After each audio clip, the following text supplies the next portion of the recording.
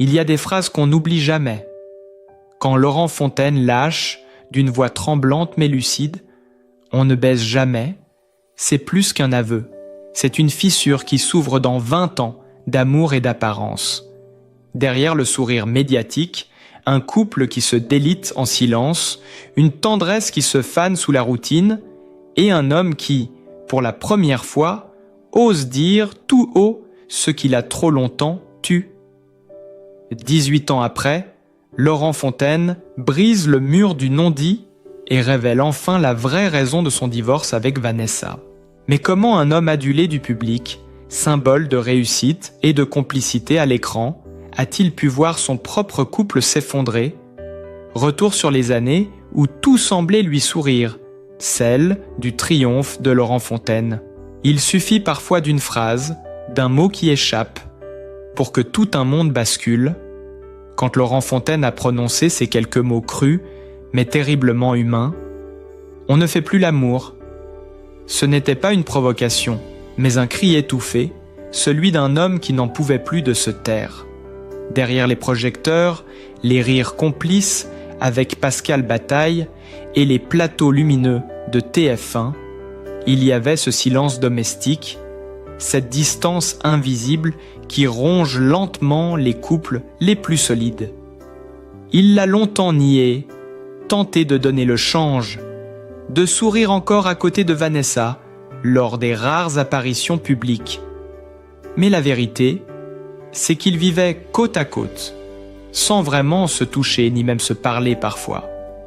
Un amour qui s'était lentement transformé en une amitié polie, en un partenariat logistique, où les gestes tendres n'avaient plus leur place. Pourtant, dans ses interviews, Laurent continuait à dire tout le bien qu'il pensait de sa femme. « J'ai la chance de vivre avec la personne la plus juste et la plus bienveillante que je connaisse », confiait-il avec émotion. Et personne ne doutait de sa sincérité.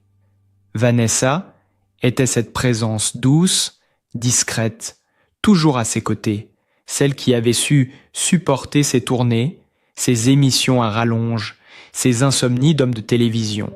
Ensemble, ils avaient élevé leurs enfants avec un sens rare de la responsabilité et de la tendresse.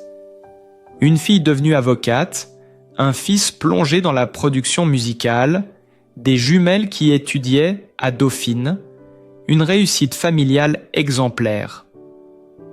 Mais dans le creux de cette belle histoire se cachait une fracture plus profonde, celle d'un homme qui, après des années de course au succès, ne savait plus comment se retrouver, ni comment aimer, sans se perdre. Ce qu'il révèle aujourd'hui, c'est moins une confidence intime qu'un miroir tendu à toute une génération.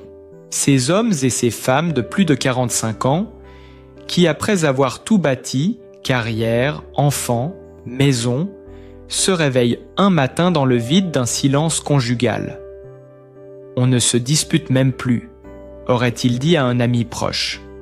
C'est ça le pire. Il n'y a plus rien à sauver, ni à détruire, juste un grand calme triste. Ce calme, il l'a longtemps confondu avec la paix, jusqu'au jour où il a compris que ce n'était que la fatigue, la résignation, la peur de tout recommencer. Dans le fond, Laurent n'a jamais cessé d'aimer Vanessa. Mais l'amour, parfois, se fane sans éclat, s'éteint sans drame. Il s'en va sur la pointe des pieds, laissant derrière lui un parfum d'habitude et de tendresse usée.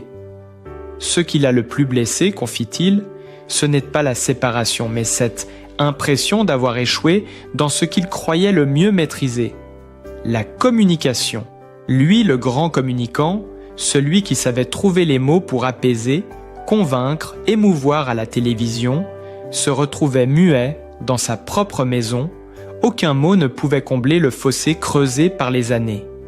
Et pourtant, au milieu de cette tempête silencieuse, il continuait à préserver l'essentiel, la famille. Tous les mercredis, sans faute, ils se retrouvaient autour d'un dîner. Un rituel presque sacré où chacun venait comme on revient dans un port sûr. C'est notre manière de rester unis, disait-il. Ces repas n'effaçaient pas les blessures, mais ils rappelaient que malgré tout, quelque chose de beau subsistait. Le respect, l'histoire partagée, les souvenirs heureux. On sentait chez lui une forme de gratitude lucide, celle d'un homme qui a tout connu, la gloire, les rires, les silences, et qui comprend enfin que l'amour ne se mesure pas à la passion, mais à la présence. Ce qui frappe en écoutant ces mots aujourd'hui, c'est leur humanité. Ils ne cherchent pas d'excuses, ils ne blâment personne. Ils parlent simplement, avec ce ton un peu cassé, de ceux qui ont appris à vivre avec leurs cicatrices. Il dit qu'il a craqué, un jour, qu'il a tout dit, trop vite, trop fort peut-être, mais que c'était nécessaire. Parce qu'à force de vouloir protéger les apparences, il avait fini par se perdre lui-même. On ne baisse jamais. C'était sa façon maladroite de dire « Je me sens seul, je veux exister à nouveau ». Et cette solitude, des milliers de couples la connaissent. Elle s'installe doucement, au fil des années, entre 2 réunions, 2 départs d'enfants, 2 silences dans la cuisine. Elle ne fait pas de bruit, mais elle tue lentement l'envie, le regard, le désir. Laurent Fontaine, lui, a décidé d'en parler, non pas pour choquer, mais pour libérer la parole. Parce qu'il sait que, derrière les façades bien rangées, combien d'hommes et de femmes vivent la même histoire? Aujourd'hui, il regarde cette période avec le recul des années, et qu'il parle de Vanessa avec respect, presque avec tendresse. On s'est aimé profondément, dit-il, et ça, personne ne pourra l'effacer. Ce n'est pas un aveu d'échec, mais une reconnaissance, celle que certaines histoires ne sont pas faites pour durer éternellement, mais pour nous apprendre à aimer mieux, à aimer vrai. Et peut-être que c'est là, au fond, la plus grande leçon de son récit.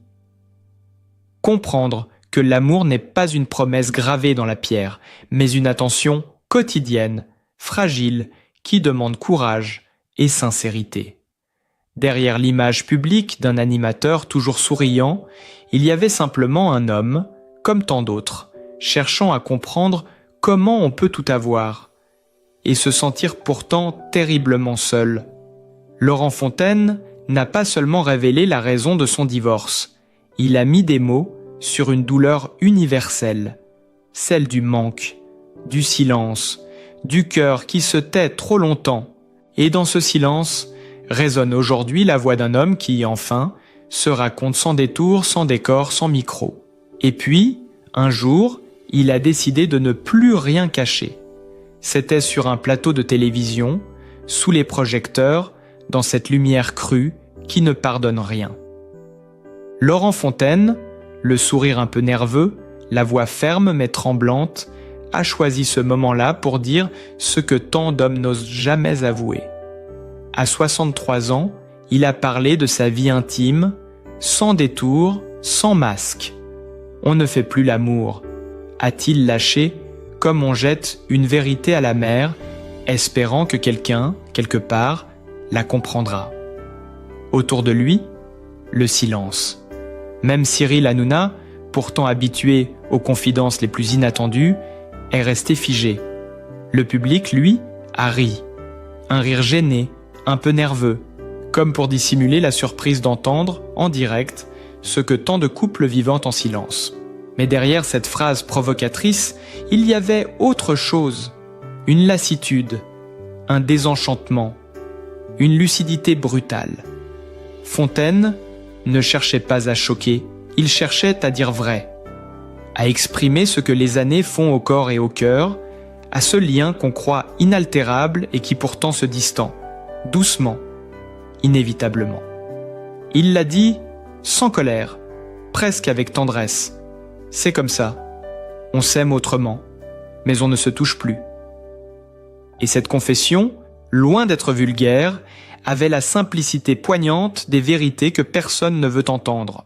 Il a ensuite parlé de leur relation, de leurs différences, de ce qui les unit encore malgré tout, avec cette sincérité désarmante qu'on retrouve chez ceux qui ont trop vécu pour mentir encore. « Ma femme actuelle est plutôt à droite ?» a-t-il expliqué en souriant, presque amusé par le contraste. Pas le RN, mais bien à droite, très sarkozyste. Puis il a ajouté comme une évidence « On s'engueule tout le temps ». Une phrase lancée sur le ton de la plaisanterie, mais qui en disait long sur leur quotidien. Car derrière ces débats politiques, il y avait en réalité deux mondes, deux façons de voir la vie, deux tempéraments qui se frottent, s'usent, se testent. Pourtant, malgré les disputes, malgré les silences, on sent chez Laurent une forme d'attachement profond. Il parle d'elle avec ce mélange de respect et de fatigue qu'ont ceux qui savent que l'amour, parfois, ne suffit pas à effacer les différences. Leur complicité est devenue plus intellectuelle que charnelle, plus verbale qu'instinctive. Les conversations se sont substituées aux étreintes, les arguments aux caresses. Et dans cette routine d'un couple mature, il y a la tendresse d'une habitude, mais aussi la nostalgie d'un feu qu'on ne parvient plus à rallumer. Ce soir-là, sur le plateau, il a laissé échapper un soupir. Pas de tristesse, mais de reconnaissance lucide. Parce qu'il sait que parler, c'est déjà se libérer. Il n'a jamais eu peur de l'opinion des autres. Animateur, producteur, communicateur aguerri, il sait mieux que quiconque que la parole a un poids, un pouvoir. Et ce soir-là, il a décidé d'en user pour se dire sans artifice. « Je ne mâche pas mes mots », a-t-il confié. Et effectivement, il ne les mâchait pas. Certains ont trouvé ses propos crus, d'autres courageux. Mais ce qu'il a dit, en vérité, résonnait chez beaucoup. Parce que cette confession intime ne parlait pas seulement de lui, mais de tant d'autres couples qui se débattent entre amour et lassitude, entre fidélité et frustration, des hommes et des femmes qui, après des décennies de vie commune, se découvrent étrangers sous le même toit. Fontaine a osé mettre des mots sur cette zone grise du couple, cette terre silencieuse où le désir s'efface mais où l'attachement demeure. Ce qui frappe, c'est la manière dont il assume ce paradoxe. La confrontation quotidienne entre deux personnalités fortes, deux univers politiques opposés, et en même temps, cette impossibilité à se quitter vraiment. Il raconte leur dispute presque avec tendresse, comme s'il y voyait la preuve que malgré tout, quelque chose vit encore entre eux. « On s'engueule tout le temps », dit-il en riant, mais derrière le rire, on devine l'épuisement, la nostalgie d'une époque où les désaccords se terminaient en éclats de rire ou en étreintes passionnées. Aujourd'hui, ils se terminent souvent dans le silence, parfois dans une autre pièce, chacun avec ses certitudes, ses blessures. Et pourtant, ils restent fidèles. Fidèles à ce qu'ils ont construit, fidèles à cette idée que l'amour, même érodé, mérite d'être respecté, peut-être parce qu'à son âge, il sait que la perfection n'existe pas, que la passion n'est qu'un feu qui s'apprivoise ou qui s'éteint, mais qui laisse toujours sa chaleur dans la mémoire. En évoquant leurs différences politiques, il a aussi voulu dire quelque chose de plus profond, que dans un monde où tout divise, aimer quelqu'un d'opposé à soi, c'est peut-être l'acte le plus courageux qui soit. Car aimer, ce n'est pas seulement partager des opinions, c'est supporter les dissonances, écouter sans juger, rester même quand on ne comprend plus. Et c'est exactement ce qu'il vit avec sa femme actuelle. Un amour rugueux, imparfait, mais authentique. Quand il dit « on l'a rabassé », on ne fait plus l'amour, ce n'est pas pour se plaindre. C'est pour dire que la passion s'est transformée, que le désir a pris d'autres formes. Une main posée sur une épaule, un regard échangé dans un couloir, un mot doux, malgré la colère, il a compris que la sensualité change avec le temps, qu'elle devient plus subtile, moins spectaculaire, mais pas moins vraie. Ce soir-là, sur le plateau, il n'a pas seulement choqué, il a touché, parce qu'au fond, chacun pouvait s'y reconnaître. Ce besoin d'être entendu, ce manque de chaleur, cette quête d'équilibre entre deux êtres usés par la vie. En quelques phrases, il a brisé le tabou de l'intimité des couples mûrs. Il a mis à nu ce que beaucoup cachent derrière les murs de leur maison, la peur de ne plus plaire, la difficulté de rester connecté, la fatigue d'aimer encore. Et s'il en parle avec autant de franchise aujourd'hui, c'est peut-être parce qu'il a atteint ce point où l'on n'a plus rien à prouver, où la vérité vaut plus que l'image. Là où les apparences s'effacent, il ne reste qu'un homme face à lui-même, un homme qui reconnaît ses limites, ses regrets, mais aussi sa gratitude. Laurent Fontaine, après des décennies passées à raconter les histoires des autres, raconte enfin la sienne, sans phare, sans détour, avec cette pudeur des êtres sincères. Et dans cette confession publique, il y a comme un tournant, celui d'un homme qui accepte d'être simplement humain. Ce jeudi 6 novembre, sur le plateau de Tout beau tout neuf, Laurent Fontaine est apparu détendu, presque apaisé. Le décor familier, les rires du public, la lumière des projecteurs, tout semblait comme avant. Mais quelque chose dans son regard trahissait une forme de sérénité nouvelle. Ce soir-là, le débat portait sur un thème à la fois léger et profond. L'amour face aux différences d'opinion politique. Un sujet banal en apparence, mais qui dans sa bouche allait prendre une résonance inattendue. Lorsque son tour de parole est venu, Laurent n'a pas cherché à se protéger derrière des formules toutes faites. Il a parlé comme un homme qui a vécu, aimé, échoué et compris. Elle vit ? Absolument pas, a-t-il lancé avec un sourire franc, presque malicieux.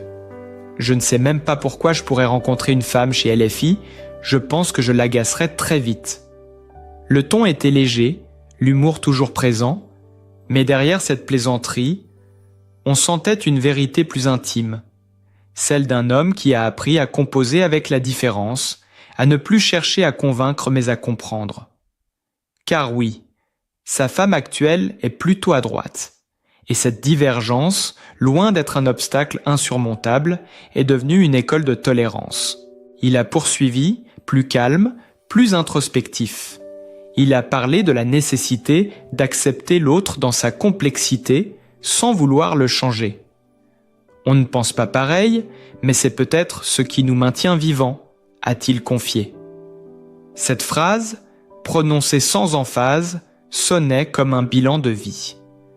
Après des années d'exposition médiatique, de succès, de rupture et de remise en question, Laurent Fontaine semble avoir trouvé un équilibre. Fragile, mais vrai. Il a compris que la paix intérieure ne naît pas de l'uniformité, mais de la coexistence des différences. Sur le plateau, le public écoutait, suspendu à ses mots. Certains souriaient, d'autres hochèrent la tête. Il n'y avait ni discours moralisateur, ni posture. Juste un homme, face à lui-même, qui parlait avec une simplicité rare. Il a reconnu ses erreurs, sa rigidité d'autrefois, cette manie qu'il avait de vouloir toujours avoir raison, même dans l'intimité. « Je pensais qu'aimer, c'était convaincre », a-t-il murmuré. « Aujourd'hui, je sais qu'aimer, c'est écouter. » Ces mots résonnaient comme une confession tardive, mais aussi comme une renaissance.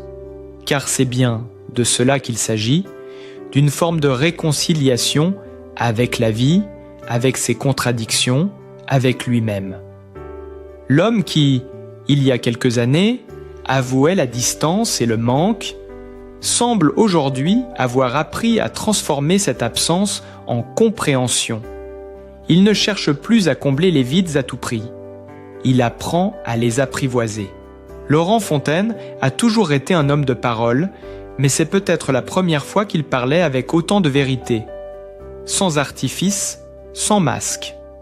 Il ne cherchait plus à séduire, ni à justifier. Il témoignait simplement, comme on le ferait d'une traversée intérieure. Et dans ce témoignage, il y avait une leçon de maturité. Celle d'un homme qui a cessé de confondre passion et bonheur. Je ne crois plus à l'amour parfait, a-t-il ajouté, mais je crois à l'amour qui reste, à celui qui résiste au temps et au désaccord. Ce n'était pas du cynisme, mais une sagesse empreinte de douceur, car derrière ces mots, on devinait une gratitude sincère pour la femme qui partage encore sa vie, malgré leurs désaccords, malgré les années.